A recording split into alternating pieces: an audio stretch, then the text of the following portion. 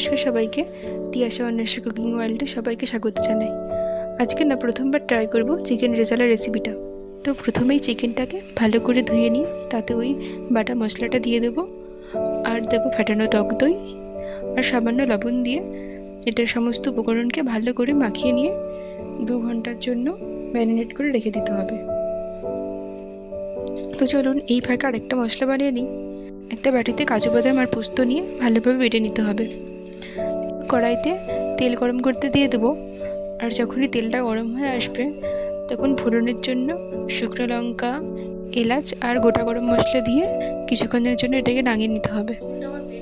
তারপর কড়াইতে দিয়ে দেবো পেঁয়াজ বাটা। এবার এই পেঁয়াজ বাটাকে 5 মিনিটের মতো কষিয়ে নেব।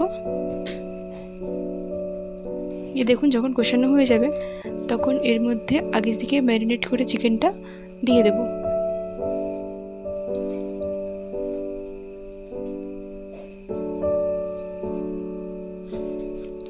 এই দেখুন কিছুক্ষণ চিকেনটা নাড়াচাড়া করার পর ওতে যে আগে থেকে বানিয়েছিলাম না কাজু বাদাম আর পোস্ত বাটাটা দিয়ে দেব।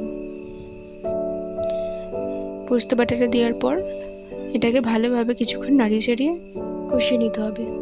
এরপর ওতে দেব সামান্য গুঁড়ো লঙ্কা, তবে এতে গুঁড়ো লঙ্কা দেয় না, কিন্তু কালারের জন্য আমি এখানে এতে কাশ্মীরি গুঁড়ো লঙ্কা দিলাম, নাহলে বড্ড সাদা দেখাচ্ছিল। এরপর এতে দিয়ে দেবো একটু জল, ওকে ওই 5 থেকে 10 মিনিটের জন্য ফুটতে দিয়ে দেবো। আর হ্যাঁ, এটাতে একটু দিতে হবে কেওড়া জল, তবে আমি কেওড়া জলটা সামান্য পরিমাণে দিয়েছিলাম।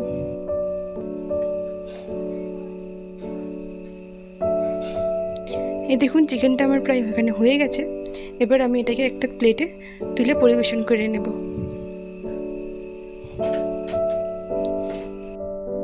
আমাদের চিকেন রেজালা রেসিপিটা রেডি হয়ে গেছে। ব্যাস, আজকের মতো ভিডিওটা এখানে শেষ করছি। ভিডিওটা কেমন লাগলো একটু জানাবেন, আর দেখা হচ্ছে অন্য একটা ভিডিওতে। নমস্কার।